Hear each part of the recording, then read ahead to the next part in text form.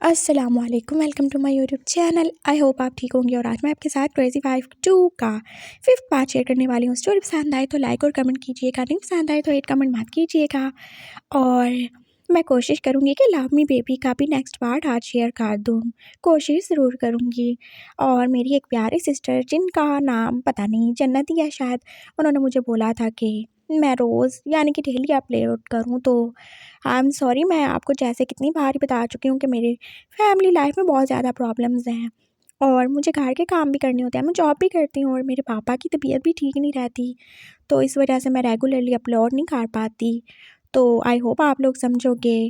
और वैसे भी जिसने सुनना होगा, जिसको जो चीज़ पसंद होगी वो उसके लिए वेट कर ही लेगा, और जिसने नहीं सुनना होगा तो वो नहीं सुनेगा, चाहे मैं रोज़ ही अपलोड करूँ। तो आई होप आप लोग समझेंगे मेरी मजबूरी को। तो चले हम अपनी स्टोरी को स्टार्ट करते हैं। लैन जैन अपनी मामा के साथ शॉपिंग करके घर आ ही चुका था और वो कितना ज़्यादा खुश और एक्साइटेड था अपनी शादी की बात सुन के। और जाने क्यों इसे इतनी ज़्यादा खुशी हो रही थी, और विषयान देख ही रहा था। वो नए कपड़े जूते खरीद के तो कितना ज़्यादा खुश था। हाँ, लालची कहीं का, उसने कहा पीठ ये सब देखा होगा, खुश तो उसे होना ही है। उसने जैसे मुंह बना के उसकी तरफ देखा था। बड़े भैया, ये देखिए मैं क्या क्या लेकर आया हूँ। वो उसे अपनी शॉपिंग दिखा रहा था। हाँ, बहुत अच्छी है, उसने जैसे ज़बरदस्ती स्माइल करके बोला था। ये वाली कमीज़ अच्छी है ना? उसने एक शर्ट उसके आगे की थी। कमीज़? ये कमीज़ ही है ना? हाँ, थोड़ी छोटी है, इसके बाजू भी थोड़े छोटे ही हैं ना? इसके बटन भी हैं, देखे तो सारे बटन हैं इस पे। वो कैसे एक्साइटेडली उसे बता रहा था और विशियान पास उसकी तरफ अफ़सोस से ही देख रहा था। ये एक शर्ट है। अच्छा, ठीक है। ये क्या है? ये कैसे पहनूँगा मैं? वो अब हुडी की तरफ ही देख रहा था। इसमें बाजू की तरह है। अरे बाजू उस साइड पे है ना? हाँ, तो ये जो इतनी बड़ी टोपी है ये कहाँ पहनेंगे? सर पे ही पहनेंगे, और कहाँ पे पहनेंगे? और मेरे साथ ज़्यादा बहस मत करो। मैं बहुत ज़्यादा लेट हो रहा हूँ, मुझे सोने जाना है। वो उठ के अपने रूम में चला गया था और लैन-सैन बस अब जो के साथ ही बिज़ी हो चुका था और उसकी मामा देख रही थी। विशान इतना भी ज़्यादा बुरा नहीं था, बस वो चिढ़ ही जाता था। और गलती तो उनके अपने बेटे की थी ना, जो इतना ज़्यादा पागल और बेवकूफ़ सा था। शायद उसकी भी नहीं थी, क्योंकि वो तो ऐसे एनवायरनमेंट से आया ही नहीं, फिर वो ये सब कैसे समझेगा। और उन्होंने फैसला किया था वो खुद ही अपने बेटे की थोड़ी बहुत तो क्लासेस लेंगी, उसे समझाएंगी, उसे यहाँ के माहौल के मुताबिक बनाने की पूरी कोशिश करेंगी। और अब मामा और जोजो दोनों ही उसके टीचर बन चुके थे। वो उसे कुछ ना कुछ सिखाते रहते और वो सीखने से ज़्यादा तो कंफ्यूज ही होता रहता। उसे कुछ भी समझ नहीं आती थी, कुछ भी समझ नहीं आती थी। अगर बी यूटी पुट था तो बी यूटी बुट क्यों नहीं था? ऐसा क्यों ही था? वो बार बार कंफ्यूज होता रहता था। मामा उसे बस ये समझा ही सकती थी कि ये बस ऐसे ही है। अच्छा ठीक है, अगर सी एच को मिला के बोलने से च बनता है तो फिर केमिस्ट्री में केमिस्ट्री क्यों नहीं है? वो बस ऐसे ही सवाल पूछता रहता था और कभी कभार तो वो इतना ज़्यादा उनका दिमाग खा लेता था कि वो बेचारे तंग आके खुद ही कहीं ना कहीं भाग जाते थे। उसे बस छोटे छोटे वर्ब्स ही अभी याद करने को बोला गया था और वो बस एक जैसे वर्ब्स को याद कर रहा था। ये बहुत आसान है। M I double S miss हो गया, के आई डबल एस किस हो गया। हाँ, ये दोनों बहुत एक जैसे हैं, ये मैं याद कर सकता हूँ। वो बस यही याद कर रहा था और उसकी मामा ने उसे और भी बातें समझाई थी कि उसे अपने दोनों बड़े और छोटे भाई के साथ मिलजुल के रहना चाहिए, उनके साथ सब शेयर ही करना चाहिए। शेयर मैं कहाँ से लाऊं? वो तो खा जाएगा मुझे। अरे पागल, शेयर शेयर का मतलब होता है बांटना। तो तुम अपने उन भाइयों के साथ सब चीज़ें बांटा करो ना। क्या बांटूं मैं? मेरे पास तो कुछ है ही नहीं। अरे जो कुछ भी तुम्हारे साथ हो तुम उनके साथ शेयर किया करो, फिर तुम्हारे और उनके बीच में और ज़्यादा अच्छे से बॉन्डिंग होगी। क्या होगी?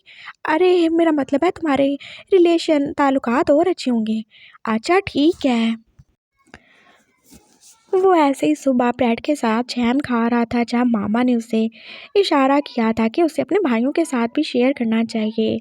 जो जो लेट्स शेयर डबल रोटी। भैया, ये डबल रोटी नहीं, इसको ब्रेड बोलते हैं। अच्छा अच्छा, सही हो गया, मुझे नहीं था पता। चलो, क्या तुम मेरे साथ ये ब्रेड शेयर करोगे? हाँ बिल्कुल। जो कि अपने भाई की तरह ही बहुत ज़्यादा फ्रेंडली था और वो उसके साथ ही आप मिल के ब्रेकफास्ट कर रहा था और ऊपर से विशियान भी चला गया। और अब मामा ने फिर से लैंसैन की तरफ इशारा किया था कि उसे अपने बड़े भाई को भी तो पूछना ही चाहिए ना, क्या वो उसके साथ ब्रेड शेयर करेगा या नहीं करेगा, क्या वो उसके साथ मिलके ब्रेकफास्ट करेगा या नहीं। और फिर लैंसैन उठ के उसके पास ही आया था। भैया, बड़े भैया, हाँ क्या है? क्या आप मेरे साथ बेड शेयर करेंगे? क्या? विशान के हाथ से जैसे कॉफ़ी का मग गिरते गिरते बजा था और मामा, पापा और जोजो भी तो अब लैंसैन की तरफ ही देख रहे थे, जो कितनी मासूमियत से विशान के आगे ब्रेड किए उसे पूछ ही रहा था। क्या बोला तुमने? मैंने बोला क्या आप मेरे साथ बेड शेयर करोगे? वो फिर से उससे पूछ रहा था और उसने अपनी स्टेपनी की तरफ ही देखा था। ये सब तुम्हें किसने बोलने को बोला है? लैंसैन चुप हो जाओ, क्या गलत सलत बोले जा रहे हो? मामा को जैसे एकदम से गुस्सा ही आ गया था। क्या बोल रहा हूँ माँ, आपने तो बोला ऐसे बोलने को। आपने नहीं बोला हमें सब कुछ शेयर करना चाहिए, तो मैं भी तो शेयर करने की बात कर रहा हूँ ना। भैया बोलो ना, करोगे ना? हम मिलजुल के रहेंगे, हमें सब काम मिलजुल के करने चाहिए।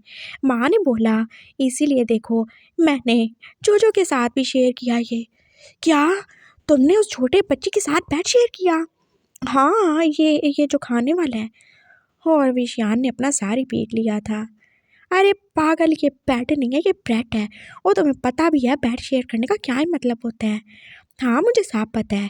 बेड वही होता है जिस पे हम सोते हैं और उसको शेयर करने का यही मतलब होता है कि हम उसको बीच में से काट दें, आधा आपका और आधा मेरा, तो हम वो भी तो शेयर कर सकते हैं ना। हम दोनों भाई जो हैं, और मामा ने बोला कि भाइयों को सब कुछ शेयर करना चाहिए, इसलिए क्या हो गया जो मैंने वो बोल दिया तो हम बेड भी शेयर कर सकते हैं। मैं यहाँ से जा रहा हूँ, मेरा दिमाग ख़राब हो जाएगा। विशान पास बिना ब्रेकफास्ट किए अब चला ही गया था अपनी शूट के लिए। और मामा जो के बाद शर्मिंदा शर्मिंदा सी लैंसैन की तरफ ही देख रही थी। वो कितना ही कुछ काल ने उसे समझाने के लिए, लेकिन उसने कुछ ना कुछ तो गलती करनी थी। माँ, क्या बोला मैंने? अच्छा चले पापा, आप मेरे साथ बेड शेयर कर लें। इसको कुछ समझा लो, नहीं तो मैं इसको कभी 2-3 मार ही दूँगा। पापा भी उठ के जा ही चुके थे और जोजो अब चुपचाप अपने स्कूल जा चुका था और मामा बेचारी अब अपने इस पागल बेटे के साथ ही रह गई थी। देखो बेटा, बेड शेयर करना ना बहुत ओवर बात होती है, ठीक है? आइंदा से तुमने किसी को नहीं बोलना, समझ आई? ये ब्रेड है, बेड नहीं है। अच्छा, लेकिन मिलते-जुलते तो नाम है ना? हाँ, नाम मिलते-जुलते होंगे लेकिन मतलब बहुत अलग है। आप चुप करो, चलो मेरे साथ बर्तन समेटो। यही काम है जो तुम अच्छे से कर सकते हो। मामा ने बस जल के ही सोचा था और वो अब मामा के साथ बर्तन समेट के उनको धोने भी लग गया था। और मामा उसकी तरफ देख के अफ़सोस भी कर रही थी। क्या उसकी सारी ज़िंदगी बस ऐसे लड़कियों की तरह काम करते गुज़र जाएगी? क्या वो कभी भी इन लोगों की तरह नहीं बन पाएगा और क्या वो कभी भी उसे अपनी फैमिली में as a family member accept कर पाएँगे कि नहीं? विशु तो पहले ही उन्हें मुँह नहीं लगाता था और ऊपर से उनका बेटा जो उन्हें मज़ीद ही शर्मिंदा करवा ही जाता था। कुछ दिन और ही गुज़र चुके थे, फिर एक दिन शाम को दरवाज़े पे बेल हुई थी और मामा ने लैंसैन को ही बोला था कि वो जाके देखे कौन है, और उसने दरवाज़ा खोला ही था। उसका प्यारा राजा जो कि अभी भी उसके पास ही था। वो बस मामा के सामने ही उसको निकालता था। जोजो के सामने तो बिल्कुल नहीं, ना पापा और ना ही बड़े भैया के सामने। और आने वाला जो भी था, वो उसके गले में लिपटे हुए सांप को देख के जैसे डर के जाने लगा था। अरे अरे, बड़े भैया, आप तो वो ना जो हमें उस दिन बड़ी सी दुकान पे मिले थे। उसने जैसे चौंक को पहचान ही लिया था और उसके पीछे कोई और भी था। ये ज़रूर आपकी अम्मी होंगी, है ना? वो उन्हें आगे बढ़ के हेलो बोल रहा था और आंटी भी झुक के उसके गले में लिपटे राजा को देख के डर गईं। अरे अरे, डरने की कोई ज़रूरत नहीं है। ये राजा है, ये बहुत अच्छा है, ये मेरे साथ ही रहता है। ये बिल्कुल भी किसी को कुछ भी नहीं कहता और ये बहुत ज़्यादा मासूम है। अच्छा, अच्छा, ये तुम्हारा पेट है क्या? नहीं नहीं, ये पेट कैसे हो सकता है? पेट तो मेरे साथ है ना, ये है। उसने मेरी बैली पे टच किया था और आंटी बस उसकी मासूमियत पे आप स्माइल करके रह गई थी। अरे पेट का मतलब है कि क्या ये तुम्हारा पालतू है? तुमने इसको पाला हुआ है? हाँ, ये पालतू है, मैंने इसको कब से ही पाला हुआ है। और ये छोटा बच्चा बिल्कुल भी नहीं है, ये बहुत बड़ा है, ये बहुत ही बड़ा है। आपको पता है ये पूरे 99 साल का है और अब कुछ ही दिनों में इसकी सालगिरह भी आने वाली है, फिर ये पूरे 100 साल का हो जाएगा। और बाबा ने मुझे बताया था फिर ये एकदम मेरे जैसा इंसान भी मान सकता है। मैं बहुत ज़्यादा खुश हूँ, मुझे एक और भाई मिल जाएगा, एक और बड़ा भैया। वो जैसे उनको पूरी स्टोरी सुना रहा था और अभी तक दरवाजे पे खड़ा था। कौन है जैन? किसके साथ ही बातें कर रहे हो? माँ देखे ना, वो उस दिन वाले बड़े भैया आए हैं अपनी माँ के साथ। अरे तो उन्हें अंदर लेकर आओ ना। वो अंदर आ चुके थे और फिर मामा जो अपनी दोस्त से मिल ही रही थी और फिर उन्होंने बता ही दिया था कि उनका वही बेटा है जो कि इतने साल पहले गुम हो गया था। और उनकी फ्रेंड कितनी ज़्यादा ही खुश थी अपनी ऐसे ही दोस्त को खुश देखे और उसके बेटे को मिल के। और चौंग जो के पास लैन सैन की तरफ ही देख रहा था, जो के पास राजा के साथ ही खेल रहा था। मैं इसको पकड़ लूँ क्या? ये मुझे काटेगा तो नहीं? अरे नहीं नहीं बड़े भैया, बिल्कुल नहीं काटता, पकड़े ना। राजा देखो ये भी बड़े भैया हैं, तुम इनके पास जाओ, इनको काटना नहीं। जैसे तुमने बड़े भैया को काटा था ना, इनको मत काटना, नहीं तो फिर मैं नाराज़ हो जाऊँगा। राजा ने बस हाँ में सार हिलाया था और अब वो जॉन के पास चला ही गया था और विशियान भी ऊपर से आ ही गया था। और वो क्या ही देख रहा था, ये क्या था? ये तो वही राजा था, उसका वही दुश्मन जो कि उससे पास मारते मारते ही चला गया था। ये सब क्या हो रहा है यहाँ पे? हाँ, ये क्या हो रहा है? ये इसको दूर करो उससे। ओए जॉन्ग, तुम पागल हो गए हो क्या? हाँ, ये तुम्हें मार डालेगा। इसको पकड़ो, इसको इसको पकड़ो। ओए ज़ैन, इसको पकड़ लो। वो जैसे एकदम से डर ही गया था। अरे बड़े भैया, कुछ भी नहीं कहता है ये। देखें दूसरे बड़े भैया को कुछ काटा है इसने क्या? नहीं ना काटा। ज़ैन फिर से सांप पकड़ के जैसे उसके आगे आगे ही हो रहा था और विशियान जो कि डर के पीछे ही हो रहा था। मैं कह रहा हूँ इसको दूर रखो मुझसे। वो जैसे डरते डरते पीछे ही हो रहा था और उसकी आंखें जो कि डर के मारे और ही बड़ी हो गई थी। और राजा जो कि ईशान को देख के जैसे उसी की जानिब देखा जा रहा था। देखो ये तुम्हारा ठरकी सांप कैसे मुझे देख रहा है, ये ज़रूर मुझे कुछ काट डालेगा। मुझे लगता है कि मुझे मार के दाम लेगा। और राजा ने वही किया था जिसका डर था। वो एकदम से जैसे लैन सैन से सीधा क्रॉल करता हुआ विशियान की तरफ ही आ गया था और उसने एकदम से जैसे उसकी नेक को अपने कब्जे में काट लिया था। और अब तो वो जैसे उसकी नेक को हाकी काट चुका था। भैया, ये क्या कहा दिया इसने? लैन-सैन एकदम से परेशान हुआ था। ये सब तुम्हारी वजह से हुआ है, तुम्हें किसने बोला था इस कमीने को यहाँ पे लेकर आओ? भैया ऐसे नहीं बोले, वो नाराज़ हो जाएगा। वो बहुत बड़ा है, वो 100 साल का होने वाला है, आप उससे ऐसे मत बोले, नहीं तो वो गुस्सा कर जाएगा। देखिए मैं इसे उतारता हूँ। वो उसके पास हुआ था और अब वो राजा को अपने पास ही बुला रहा था और विशियान ने डर के मारे जैसे उसे हाथ ही काट लिया। वो अब पीछे होता होता जैसे सीढ़ियों से नीचे गिरने वाला था, फिर लैन-सैन ने एकदम उसे पकड़ लिया। क्या हो गया बड़े भैया? आप गिर जाएँगे। मुझे देखें, मैं सब ठीक कर दूँगा, डरे नहीं। वो ऐसे प्यार से उसके बालों को सहला रहा था और विशियान जो कि अब उसकी तरफ देख ही रहा था। वो कैसे प्यार से अब राजा को पिचकार रहा था, उसे बुला रहा था।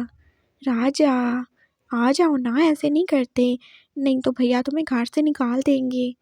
तुम मुझसे प्यार करते हो ना? तुम नहीं चाहते ना हम दोनों अलग हों? तो तुम ऐसे भैया के साथ मत करो, नहीं करोगे ना? वो उसको समझा रहा था और साथ में जाने क्यों ही उसे रोना भी आ रहा था। उसे डर लग रहा था, अगर विशियान ने राजा को बाहर ही भिगवा दिया या उसे मार दिया तो क्या ही होगा? और फिर राजा जो कि अब आहिस्ता-आहिस्ता विशियान को छोड़ के लहन-सहन की तरफ ही आ रहा था और वो हाथ अब उसकी नेक पे था और राजा विशियान की, इसे ले लो प्लीज़, इसे ले लो। बड़े भैया मुझे माफ़ कर दें, आप इसको घर से मत निकालिएगा, मैं इसे कभी बाहर नहीं निकालूँगा, मुझे माफ़ कर दें। वो साथ में उससे माफ़ी भी माँगे जा रहा था और विशियान जो के पास डर के गिरने ही वाला था और लहन-सहन ने उसे एकदम ज़ोर से ही पकड़ लिया था। भैया देख के ना, क्या कर रहे हैं आप? वो ऐसे ही उसे अपनी तरफ खींच चुका था और वो दोनों यहाँ बैलेंस ना होने की वजह से एक दूसरे के ऊपर ही गिर चुके थे। और राजा जो कि आराम से कहीं और घूमते फिरते ही चला गया था और लैन-सैन जो कि ऐसे ही उसे हाकी के जैसे उसके नीचे ही था। विशियान को सांपों से बहुत ज़्यादा ही डर लगता था और उस दिन के बाद तो कुछ ज़्यादा ही उसने डर के मारे आंखें बंद कर ली थी और लैन-सैन को जैसे ज़ोर से ही हाकार रखा था। भैया आप ठीक तो हैं ना? भैया ठीक है ना? आपको चोट तो नहीं लगी? वो तो उसके नीचे था लेकिन उसको तो अपने से ज़्यादा उसकी फ़िक्र थी। हाँ, ठीक हूँ मैं। उसकी हार्ट बीट जो अभी आहिस्ता-आहिस्ता नॉर्मल हो रही थी और वो एकदम से उठा था। चोंग आंटी और स्टेपनी जो ये सब देख ही रही थी और विशियान को एकदम से कितना ज़्यादा ही बुरा लगा और उसे शर्म भी आ रही थी। वो कैसे एक अल्फ़ा हो के ऐसे एक ओमेगा से मदद माँग रहा था और वो भी एक साँप से डर के। आई एम मैं ठीक हूँ। I am absolutely fine. और तुम क्या खा रहे हो? अरे छोटे, तुम्हें कहीं चोट तो नहीं लग गई? वो एकदम से अच्छा बनना शुरू हो गया था और उसने लहन सहन को उसका हाथ पकड़ के उठाया। तुम भी ना बिल्कुल अपना ध्यान नहीं रखते। अगर मैं तुम्हें नहीं बचाता तुम तो अभी सीढ़ियों से गिर जाते ना। अपना ध्यान रखा करो, नहीं तो तुम्हारी मामा क्या ही बोलेंगी कि मैंने उनके बेटे को जानबूझ के ही सीढ़ियों से गिरा दिया। हाँ, अपना बिल्कुल ध्यान नहीं रखते तुम। मेरे सर पे कोई अपने कत्ल का इल्ज़ाम लगाना चाहते हो तुम? वो एकदम से बोल रहा था और लैन-सैन उसे हैरानी से देख रहा था। क्या देख रहे हो मुझे? हाँ, और देखो तुमने अभी तक वो अपने राजा को खाना भी नहीं खिलाया। जाओ उसे ढूँढो और खाना खिलाओ। और मैं कोई डर थोड़ी रहा था, मैं तो तुम्हें उससे बचाना चाहता था। मुझे लगा कहीं वो तुम्हें काट ही ना ले। और क्या? वो अब साहब की तरफ देखते हुए नॉर्मली बोल रहा था और लैन-सैन जो कि पहले और अब के वाले विषयान को कंपेयर ही कर रहा था। हाँ भैया, कितनी जल्दी अपना रंग रूप बदल लेते थे। वो तो राजा से भी ज़्यादा तेज़ी से अपनी कैंचुली बदलते थे। चलो जाओ शाबाश। और जॉन कैसे हो तुम? वो अब जॉन के साथ बिज़ी हो गया था और लैन-सैन जो कि राजा को ढूँढ के अब उससे बांदी करने वाला था। थोड़ी देर के बाद साहब नॉर्मली बैठे हुए थे और चाय भी पी रहे थे जो कि लैन-सैन ने बनाई थी। हाँ, उसे कुछ और आता हो ना आता हो, पढ़ाई आती हो ना आती हो, लेकिन खाना पकाने में तो उसे कोई भी हरा नहीं सकता था। और मामा तो अब सोच ही रही थी, क्या वो लड़की होता तो ज़्यादा अच्छा नहीं था? और अब वो साहब को चाय दे रहा था और मामा ने केक भी बनाया था, चॉकलेट वाला केक। और वो अब साहब ये सब एंजॉय कर रहे थे जब मामा ने उसे बोला कि उसे केक शेयर करना चाहिए। आई मीन सर्व करना चाहिए अपने दोनों बड़े भाइयों को। मिशियान ने बस मना ही कर दिया था। उसे कोई भी केक खा के अपना वेट नहीं बढ़ाना। हाँ, नहीं तो उससे फिर मॉडलिंग की ऑफर ही कौन देगा? जोंग ने आगे बढ़ के केक लेना चाहा था लेकिन लैन-सैन ने बोला, अरे बड़े भैया, आप क्यों? मैं हूँ दूँगा ना। देखिए ये कितना अच्छा है ना, ये मिठाई मेरी माँ ने बनाई है, अच्छी है ना? और देखिए इसके ऊपर वो मार्कस भी लगाया हमने। क्या लगाया है? अरे मार्कस नहीं होता, वो जो मुँह पे लगाते हैं, वो भी लगाया है।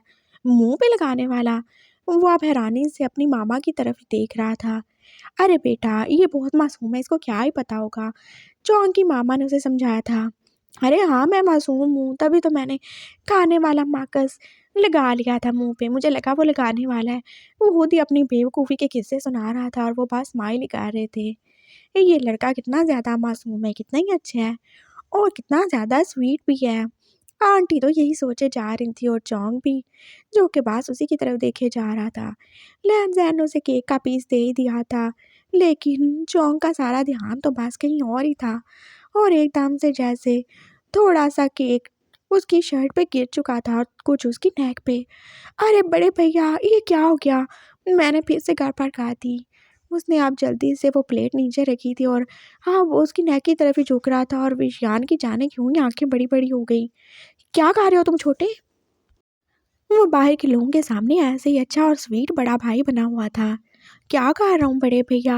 आपने तो बोला था खाना वेस्ट नहीं करते। देखिए ना, बड़े भैया की गर्दन के ऊपर गिर गया, मैं इसे साफ करने वाला हूँ। वो जैसे आपने मुझे सिखाया नहीं था लिक-लिक आ के। इधर हो जाओ तुम। विशाल ने एकदम से उसे पीछे खींचा था और टिश्यू निकाल कर चौंग को दे दिया था। ये थोड़ा पागल है, I hope you don't mind. अरे इसमें पागल वाली कौन सी बात है? आपने तो बोला था ना, आपने तो बोला था ना जब कुछ गिर जाए खाना तो उसे चाट लेना चाहिए। आपने भी तो। और इससे पहले वो मज़ीद कुछ बोलता, विशान ने एकदम केक का बड़ा सा पीस उसके मुंह में दे दिया था। बहुत बोलता है ये, बहुत ज़्यादा ही बोलता है। कुछ खाया पिया करो तुम। और उसकी बोलती बंद ही हो चुकी थी और जॉन ये सब देख ही रहा था और उसकी मामा भी। Oh no! क्या इतना स्वीट बंदा कोई छोड़ सकता है? बिल्कुल नहीं, वो तो बिल्कुल नहीं छोड़ेगा। उसने बस अपनी मामा की तरफ देखा था और अब मामा ने भी सोच लिया था। देखो जिया, मेरी बात सुनो। उन्होंने ज़ैन की मामा की तरफ देख के बोला था। हाँ, बोलो ना। तुमने अपने बेटे के बारे में क्या सोचा है? क्या सोचा है? यही सोचा है अभी। कुछ इसको पढ़ाऊँ लिखाऊँ, लेकिन तुम तो देख ही रहे हो क्या हालात है। अरे क्या ही ज़रूरत है? वैसे भी वो तो एक मैगा है, उसने कौन-सा बिज़नेस करना है। नहीं फिर भी तुमने देखा नहीं वो कैसे यहाँ के लोगों के साथ एडजस्ट नहीं कर पा रहा। अरे तुम उसकी फ़िक्र ना करो। क्यों फ़िक्र ना करूँ? अगर वो ऐसे ही रहा तो कौन ही उसे अपनाएगा? देख रही हो ना वो कितना हद से ज़्यादा पागल है। अरे पागल कहाँ पे है वो तो मासूम है, कितना ज़्यादा इनोसेंट है और उसका दिल कितना साफ़ है, वो सबकी इतनी ज़्यादा परवाह करता है। और क्या हुआ जो वो पढ़ा लिखा नहीं है तो? क्या हुआ जो वो इतना तेज़ और चालाक नहीं है तो? लेकिन वो कितना ज़्यादा सिंसियर है, साहब से इतना ज़्यादा प्यार करता है। हाँ, ये तो है। हाँ, तो अगर तुम्हें ज़्यादा ही इसकी शादी की फ़िक्र हो रही है, तो तुम क्यों नहीं इसे मुझे दे देती? देखो मेरा चौंग है ना, वो उसने जब से इसको देखा है, उसने मुझे बोला था कि मैं तुमसे बात करूँ, लेकिन मैं खुद एक बार इससे मिलना चाहती थी। मुझे भी ये बहुत पसंद आया, ये बहुत ज़्यादा इनोसेंट है और मुझे कोई ऐसा ही चाहिए था अपने बेटे के लिए, जो इसका ख़्याल रखता, जो एकदम दिल का साफ़ हो। और पढ़ाई-लिखाई का क्या है, वो बाद में भी होती रहेगी। ये बहुत मासूम है और मैं नहीं चाहती कि इसको कोई और ले जाए। क्या तुम मुझे अपना ये बेटा दोगी? वो बोल रही थी और लहन-सहन जो कि अब कुछ बोलने ही वाला था, लेकिन विशियान ने एकदम से जैसे उसके मुँह में और केक डाल दिया। अरे आंटी कितनी ज़्यादा खुशी की बात कर दी आपने, कितनी ज़्यादा ही खुशी की बात है ये तो। मैं बहुत ज़्यादा खुश हूँ। उसने एकदम से जैसे लहन-सहन को गले लगाया। अरे मेरे छोटे की शादी होने वाली है और मैं कितना ज़्यादा खुश हूँ, मैं कितना ज़्यादा ही खुश हूँ। उसका तो दिल खुशी से बस ऊपर-नीचे डांस ही कर रहा था। उसने तो खुशी-खुशी में लहन-सहन के चीक्स में कितनी ज़्यादा किस भी कर दी थी। बहुत अच्छी बात है, बहुत अच्छी बात है, पापा तो कितने ज़्यादा खुश होंगे। और तुम, अरे छोटे तुम्हारे तो नसीब खुल गए। ये चौंग बहुत ज़्यादा अच्छा है, तुम जानती हो इसके पापा का कितना बड़ा बिज़नेस है और वो सब इसी का होने वाला है। तुम बस ऐश करने वाले हो, मौजें मारने वाले हो, मज़े करने वाले हो और इसका इतना बड़ा घर है, इतना सारा फार्म हाउस है इसके पास कि तुम तो वहाँ पे राजा की पूरी फैमिली को रख सकते हो। वो उसे बता रहा था और लहन-सहन बस चुप ही हो गया और उसने उस दूसरे बड़े भैया की तरफ देखा था। जो बड़े भैया तो नहीं, लेकिन एकदम से सैया बनने के लिए रेडी हो गया था और वो फिर कुछ बोलना चाहता था, लेकिन विशियान ने और केक उसके मुंह में डाल दिया था। चलो ऐसे मामले में बोलते नहीं हो, तुम छोटे हो, तुम्हें क्या पता। चलो जाओ, शाबाश, शर्मा के अंदर भाग जाओ। ऐसे मौक़ों पर यही करते हैं। और लहन-सहन बस एकदम से उठ के चला भी गया था। देखा कितना ज़्यादा शर्मीला है, कितना ज़्यादा मासूम है। बहुत अच्छा फ़ैसला किया तुमने चौंग, बहुत ही ज़्यादा अच्छा। मैं बता नहीं सकता मैं कितना ही खुश हूँ। विशियान तो जैसे अब खुशी के मारे मार ही जाने वाला था। उसने सोचा भी नहीं था इतनी जल्दी ये सब हो ही जाएगा। लहन-सहन जो कि अभी कुछ दिन पहले आया था, एकदम एक बला की तरह उसके सर पे सवार हो गया था। वो जल्दी जाने वाला है और इससे अच्छा हो ही क्या सकता है। वो एकदम से दौड़कर अपनी सौतेली माँ के पास आया था और उसने उन्हें हग भी कर लिया। बहुत-बहुत मुबारक हो, आपका बेटा अब किसी की बीवी बनने वाला है। बहुत जल्दी आया था ना, उतनी ही जल्दी जाने भी वाला है। उसने जैसे एकदम जल के बोला था और अंदर चला गया था और मामा वहाँ से एकदम साफ फ़ील करके चुप ही हो गई थी। वो आज भी उसे इतना ही ज़्यादा नापसंद करता है जितना पहले दिन। पापा आए थे तो वो भी खुश हुए थे और मामा ने अभी तक कोई भी जवाब नहीं दिया था चौंग की मामा को, वो बहुत सैड ही थी। अरे तुम सैड क्यों ही हो रही हो जिया, तुम्हें तो खुश होना चाहिए। उसकी लाइफ बन जाएगी। जब वो खुद उससे माँग रहे हैं तो उसका ख़्याल भी तो रखेंगे ना। लेकिन लेकिन क्या?